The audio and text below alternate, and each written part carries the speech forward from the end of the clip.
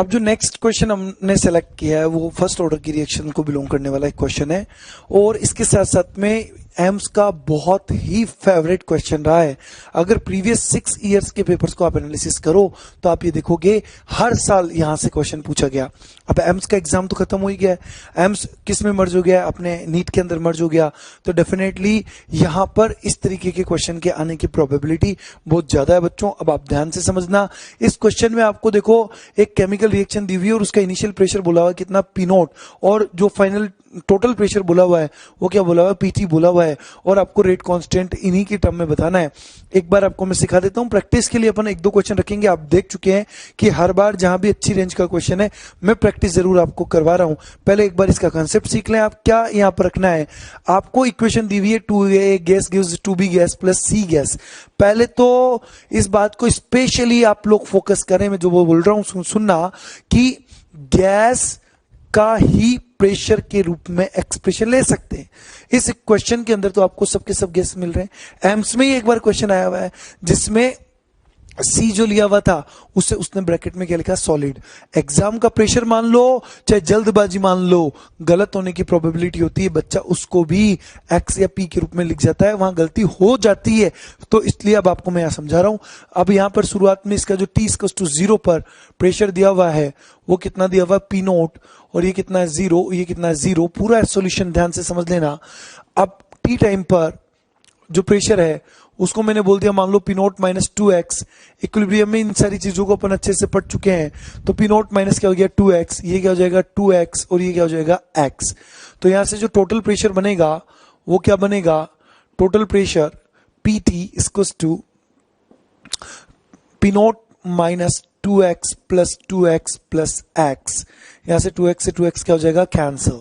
तो यहां पर PT इक्वल्स टू क्या हो जाएगा students, P naught minus x हो जाएगा। या यूं कह दूं मैं कि जो x का वैल्यू आ जाएगा वो क्या जाएगा, PT माइनस पी नोट आ जाएगा।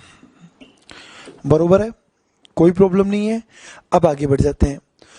हमारे पास में जो k का एक्सप्रेशन आएगा वो क्या आएगा, k equals to 2.303 upon t log base 10 initial pressure P naught upon, अब ध्यान देना, फाइनल प्रेशर किसका, रिएक्टेंट का। टोटल प्रेशर नहीं लिखना, फाइनल प्रेशर किसका लिखना है, रिएक्टेंट का, और रिएक्टेंट का प्रेशर क्या है, पी नोट माइनस 2x, ये फाइनल है तो आ जाएगा पी नोट माइनस 2x।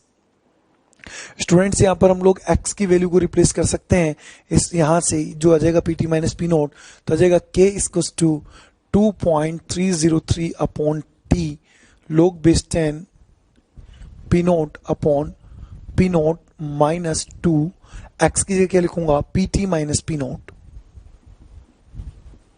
तो यह आ जाएगा k equals to 2.303 upon t log base 10 P naught upon P naught, और ये माइनस 2PT, माइनस माइनस क्या हो जाएगा प्लस 2p नोट। तो 2p नोट और 3p नोट डायरेक्ट लिख देता हूं, 3p नोट माइनस 2PT।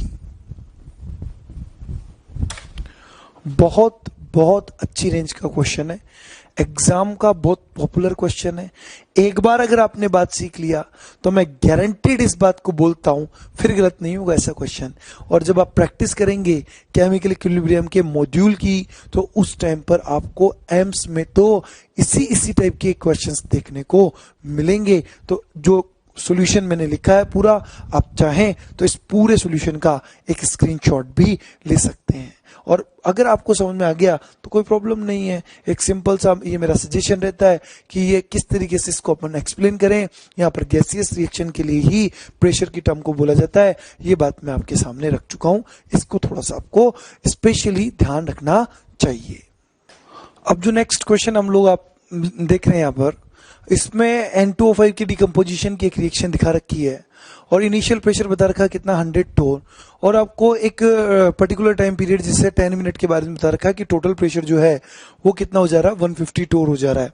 तो आपसे पूछा कि rate of decomposition of N2O5 क्या होगा। देखो इसी तरीके का क्वेश्चन एग्जाम के अंदर पूछा हुआ था, वो कंसेंट्रेशन की टर्म में पूछा हुआ था। ये N2O5 का क्वेश्चन अपन ने इसको प्रेशर की टर्म में देख लिया। तो प्रेशर की टर्म में इसको देखने के लिए सबसे पहले वही आपका जो क्राइटेरिया है, T इक्वल्स टू 0 पर आप क्या बोलेंगे, 100 टोर इसका प्रेशर दिया हुआ है, ये 0, ये 0। अब इसको टी टाइम पर जो 10 मिनट्स आप बोल रहे हैं, 100 माइनस 2x, वो स्टोइशियोमेट्री, यह आ जाएगा कितना 4x, और ये कितना आ जाएगा x। तो जो यहां से टोटल प्रेशर बनेगा P टोटल, वो क्या बन जाएगा 100 माइनस 2x प्लस 4x, और प्लस में क्या आ जाएगा x। तो माइनस का 2x और प्लस का 5x, तो ये क्या आ जाएगा प्लस का 3x आ जाएगा। और पीटी का वैल्यू हमें क्वेश्चन में कितना दिया हुआ है, वो दिया हुआ 150 टोर दिया हुआ है। तो 150 टोर इक्वल्स टू 100 प्लस क्या आ जाएगा 3x आ जाएगा। तो यहां से जो x का वैल्यू है वो कितना आ जाएगा 50/3 टोर। अब जो मेरे को यहां पर देखने को मिल रहा है कि जो N2O5 है इसका डिकम्पोजिशन कितना हो रहा है 2x हो रहा है। तो minus dN2O5 over dt equals to 2x upon t। जो dt है टाइम है वो हमारे को क्वेश्चन में अवेलेबल है। तो ये आ जाएगा प्रेशर की टर्म में 2x, x का वैल्यू कितना 50/3, 2 इंटू 50/3 अपॉन में टाइम कितना है 10 है। तो ये आ जाएगा 100/30। तो इसको अपन कैलकुलेट करेंगे तो आ जाएगा 10/3। कैलकुलेट करोगे 3.33 जो है टोर पर मिनट। कुछ भी नहीं है, आप देख पा रहे हैं। सबसे पहले क्वेश्चन में स्टोइशियोमेट्री मैनेज करना है, और साथ साथ में स्टोइशियोमेट्री से हम लोगों ने प्रेशर की टर्म को पढ़ लिया, और वही क्वेश्चन के अंदर पहले पूरा एक्सप्रेशन ले लिया, यहां से x का वैल्यू हम लोगों ने फाइंड कर लिया। और जैसे x का वैल्यू आया उसमें मैंने ये देख लिया कि जो N2O5 है इसका डिसअपीयरेंस कितना हो रहा है 2x, कितने मिनट में हो रहा है 10 मिनट में हो रहा है। तो अपन ने डिसअपीयरेंस का माइनस dN2O5 और dt क्या लिख दिया 2x बाय कितना टाइम लग रहा है 10 मिनट लग रहा है। अब मैंने टोर पर मिनट में आंसर ले लिया। इसमें थोड़े बहुत चेंजेस क्या क्या ले सकता था, इसको एटमॉस्फेयर में पूछ सकता था, इसको सेकंड में पूछ सकता था। ये बहुत जनरल बातें हैं जो अब आप मैनेज कर सकते हो। मेन थीम जो है वो क्वेश्चन की है, वो अब आपके सामने है। तो ये जो N2O5 का डिकम्पोजिशन है इसी में कंसंट्रेशन का चेंज करता था। जैसे इनिशियल प्रेशर दिया हुआ होता था उसमें इनिशियल कंसंट्रेशन मिल जाता। चेंज आपको यहाँ पर जो 2x मिल रहा है वही 2x आपको पुट करना था। टाइम जितना लग रहा था वो आपको मिल रहा था, उसे आप पुट करते, आपका आंसर आता। अब जो नेक्स्ट क्वेश्चन हमारे सामने है एक थ्योरेटिकल क्वेश्चन है। इसमें एक केमिकल रिएक्शन हमें दी हुई है A गिव्स B, और पूछ रहा है कि अगर A की कंसंट्रेशन को डबल कर दिया जाए तो जो रेट कांस्टेंट है उसकी वैल्यू पर क्या इफेक्ट होगा। मैंने आपको इंट्रोडक्शन में भी ये बात समझा दी है कि जो रेट कांस्टेंट है वो सिर्फ दो फैक्टर्स के ऊपर मेनली डिपेंड करता है। उसमें एक फैक्टर आपका हो गया, वो हो गया टेम्परेचर, और दूसरा फैक्टर क्या हो गया कैटलिस्ट। कंसंट्रेशन को आप किस भी रेस्पेक्ट में चेंज कर दीजिए, कंसंट्रेशन के चेंज होने से रेट कांस्टेंट के ऊपर कोई फर्क नहीं पड़ेगा। तो जो के पहले था वही के अब रहेगा। कहने का मतलब यहाँ पर जो A गिव्स B की केस में A की कंसंट्रेशन या B की कंसंट्रेशन को किसी भी रेस्पेक्ट में आप चेंज करो के ऊपर कोई फर्क पड़ने वाला नहीं है। दैट्स वाई आंसर क्या रहेगा के रहेगा। ठीक है। अब जो नेक्स्ट क्वेश्चन हम लोग ले रहे हैं ये एक एग्जाम का ही क्वेश्चन अपन ने लिया है जो AIPMT ने पूछा हुआ क्वेश्चन है। इसमें हमें इनिशियली एक जो रिएक्टेंट है A उसकी कंसंट्रेशन दी हुई है 5 मोलर, और 20 मिनट्स के बाद में B की कंसंट्रेशन पूछी हुई है, जबकि आपको रेट कांस्टेंट दिया हुआ K। देखो स्टूडेंट्स, सबसे ज्यादा फोकस करने वाली बात बताता हूँ इस क्वेश्चन में आपको। यहाँ अगर आपने जनरल इस क्वेश्चन को देखा तो आपको एक सिंपल रिएक्शन लगेगी, और सिंपल रिएक्शन के बेस पर आप इसको फर्स्ट ऑर्डर मानने लगेंगे। लेकिन यहाँ जब भी कभी आपको ऑर्डर डिसाइड करना है तो ऑर्डर डिसाइड करने का एक क्राइटेरिया रेट कांस्टेंट की यूनिट भी है। अगर आप क्वेश्चन में देख पाओ तो यहाँ पर जो रेट कांस्टेंट की यूनिट है वो मोलर पर सेकंड दिया हुआ है, इसका मतलब मोल पर लीटर पर सेकंड है। अब आप बताओ के की जो यूनिट है मोल पर लीटर पर सेकंड वो किसकी यूनिट है, वो जीरो ऑर्डर की रिएक्शन है। तो बस अब सिंपल सी बात हो गई, यहाँ पर मैं जीरो ऑर्डर का जो एप्लीकेशन लगाऊंगा तो T=0 पर इसका कंसंट्रेशन दिया हुआ 5 मोलर, ये कितना 0, और T= जो भी टाइम है उस पर ये हो जाएगा 5 माइनस x, तो ये क्या हो जाएगा x मोलर हो जाएगा। अब मुझे पता है कि जीरो ऑर्डर की काइनेटिक्स के लिए x क्या होता है kT, तो यहां से आ जाएगा x kt। क्वेश्चन में मेरे को x जो k है वो अवेलेबल है और t टाइम भी अवेलेबल है, तो आ जाएगा k 0.6 × 10⁻³ और टाइम दिया हुआ है वो दिया हुआ है 20 मिनट्स। तो 20 मिनट्स को कन्वर्ट कर लेंगे सेकंड के अंदर, तो आ जाएगा 20 इंटू 60, या जाएगा 1200, या जाएगा 1.2, या जाएगा 0.72 मोलर या मोल पर लीटर। पूरे क्वेश्चन में जो सबसे अच्छी बात थी, जो अंडरलाइन करने वाली बात थी, वो क्या थी?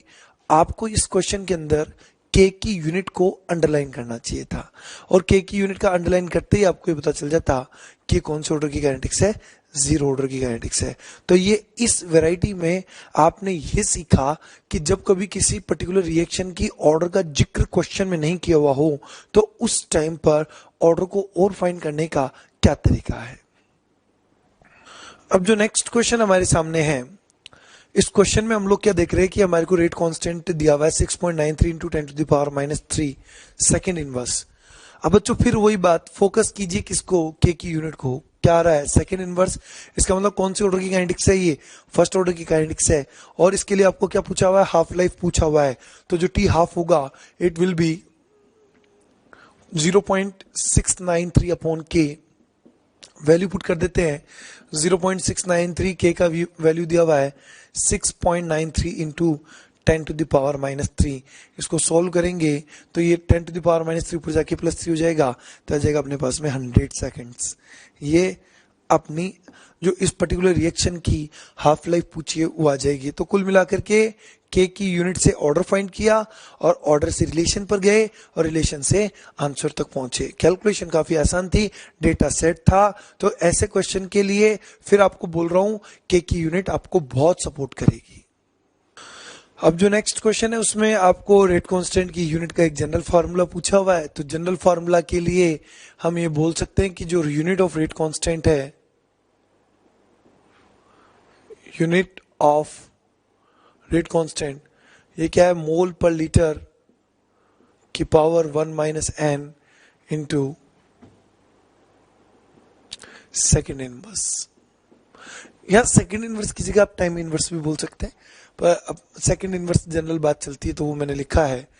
एन क्या है यहाँ पर? ऑर्डर ऑफ काइनेटिक्स है। अब इसने nth ऑफ ऑर्डर के लिए बात किया हुआ क्वेश्चन के अंदर, तो सीधा आप इसमें n की जगह n ही पुट कर सकते हैं।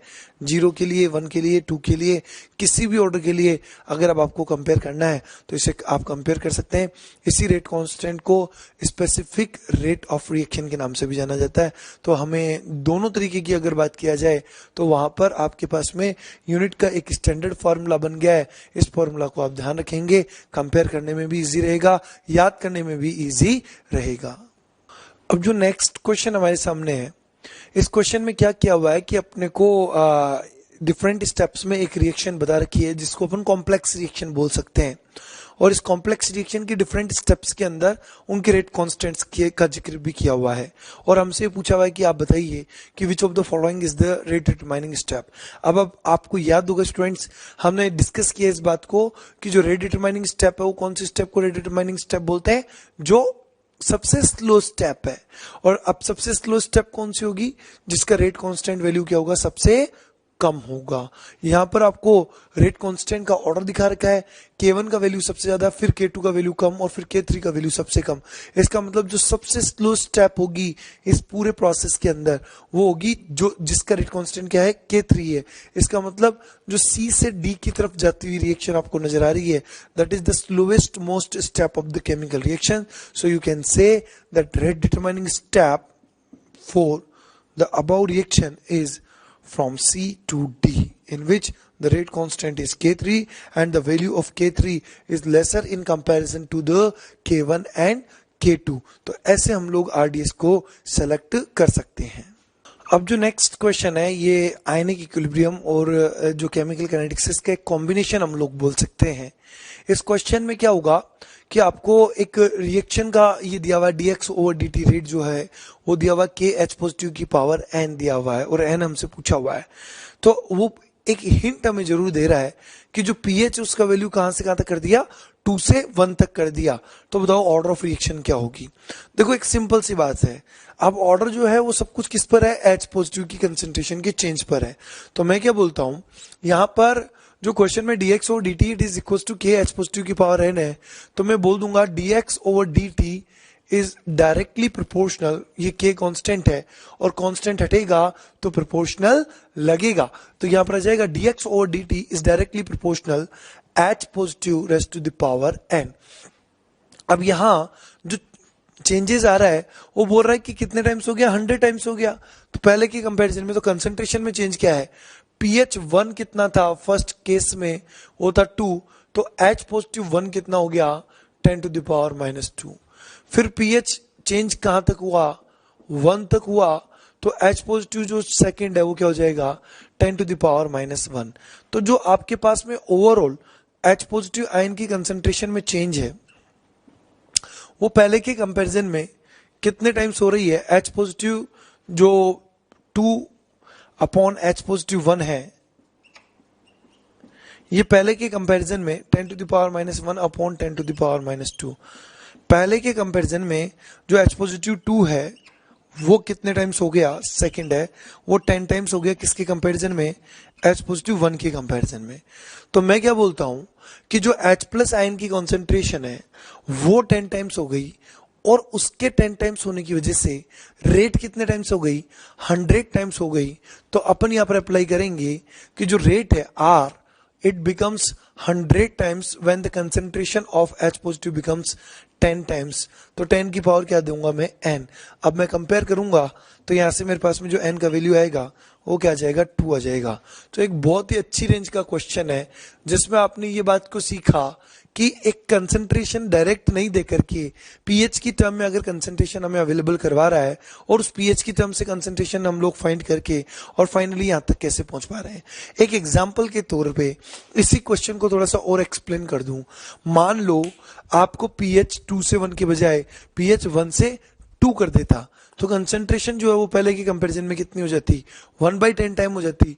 लेकिन सुनो, अभी भी क्वेश्चन में हमने उस बात को मेंटेन किया हुआ है कि रेट जो है वो 100 टाइम हो जाती। यही मैं अगर बोलता तो आप क्या बोलते, यहां पर जहां 10 लिखा वहां क्या आ जाता, 1/10 आ जाता। 100 इज डायरेक्टली प्रोपोर्शनल 1/10 की पावर n आता, तो यहां से आपको जो n का वैल्यू आता वो 2 नहीं आकर के क्या आ जाता, -2 आ जाता। और आपको पता ऑर्डर की जो वैल्यू है वो तो नेगेटिव में भी हो सकती है और पॉजिटिव में भी हो सकती है। तो ये सारी प्रोबेबिलिटीज आपके सामने हो सकती है। ये एक अच्छा क्वेश्चन है, इसमें और क्या क्या पॉसिबिलिटी बन सकती है उसका मैं आपसे डिस्कशन कर चुका हूं। अब इस रेंज के क्वेश्चंस को आप तैयार कीजिए। अब जो नेक्स्ट क्वेश्चन हम लोग ले रहे हैं, इस क्वेश्चन में हम लोग क्या देख पा रहे हैं कि जो हमारे पास में RCl है इसका अपन हाइड्रोलिसिस करवा रहे हैं in the large access of water. तो मॉलिक्यूलरिटी और ऑर्डर की बात चल रही है। बच्चों डेफिनेशन यहाँ पर बहुत ज्यादा यूज आती है। मॉलिक्यूलरिटी एक थ्योरेटिकल कॉन्सेप्ट है जिसको ये मतलब है कि किसी भी सिंपल केमिकल रिएक्शन में कितने मॉलिक्यूल्स क्या कर रहे हैं, पार्टिसिपेट कर रहे हैं। जबकि ऑर्डर एक प्रैक्टिकल फिनोमिना है जिसमें हमने ये बात पहले से रख दी है कि जब भी कभी रेट लो एक्सप्रेशन की हम लोग बात करेंगे तो उस सिचुएशन में हम किसको, एक्सेस अमाउंट ऑफ रिएक्टेंट को कभी भी कंसीडर नहीं करते। तो यहां पर अगर मैं इस क्वेश्चन के अंदर मॉलिक्यूलरिटी की बात करूंगा तो चाहे water present in large access से कोई बात नहीं है, ये मेरा एक थ्योरेटिकल कॉन्सेप्ट है, तो इसमें मेरे को रिएक्टेंट्स को इंक्लूड करके चलना ही चलना। तो यहां पर रिएक्टेंट्स का नंबर कितना हो जाएगा, 1 और 2। तो मॉलिक्यूलरिटी जो है वो कितना हो जाएगा, 2 हो जाएगा। और ऑर्डर जो होगा उसमें लार्ज एक्सेस वाले रिएक्टेंट को इंक्लूड नहीं करना, तो ये कितना हो जाएगा, 1 हो जाएगा। अब बच्चों ध्यान से सुनना, एक बात बताता हूं आपको मैं कि जब भी कभी आपको मॉलिक्यूलरिटी और ऑर्डर की बात की जाती है और मॉलिक्यूलरिटी और ऑर्डर के अंदर अगर आपको ऑर्डर और मॉलिक्यूलरिटी दोनों डिफरेंट देखने को मिलती है, जैसा कि यहां पर आपको देखने को मिल रहा है, तो ये होता है सूडो ऑर्डर रिएक्शन। यहां पर आपके पास में मॉलिक्यूलरिटी कितनी है, 2 है, और ऑर्डर कितना आ रहा है, 1 आ रहा है, तो ये आ जाएगा सूडो यूनिमोलिकुलर रिएक्शन। अब इसका जो बेस्ट एग्जांपल है वो hydrolysis of ester in the presence of acidic medium. कौन से ऑर्डर की रिएक्शन है, फर्स्ट ऑर्डर की, लेकिन मॉलिक्यूलरिटी कितनी है, 2 है। इसी तरीके से हाइड्रोलिसिस ऑफ सुगर, जिसको इन्वर्जन ऑफ सुगर भी बोला जाता है, इन the presence of acidic medium, वो भी कौन सी, सूडो यूनिमोलिकुलर रिएक्शन का एग्जांपल है। इसी तरीके से एक और शानदार एग्जांपल बता रहा हूं, अगर आपको हाइड्रोलिसिस ऑफ एस्टर बोला हुआ है इन the presence of basic medium, तो वो उसका मॉलिक्यूलरिटी भी 2 होगा और उसका ऑर्डर भी कितना होगा, 2 होगा, इसलिए वो सूडो ऑर्डर की रिएक्शन में कंसिडरेशन नहीं लिया जाएगा। तो स्पेशली इन सूडो ऑर्डर की रिएक्शंस को आपको अच्छे से तैयार कर लेना चाहिए। ये एक कॉन्सेप्ट है, एक बात है जो मैंने अब आपके सामने रख दिया है।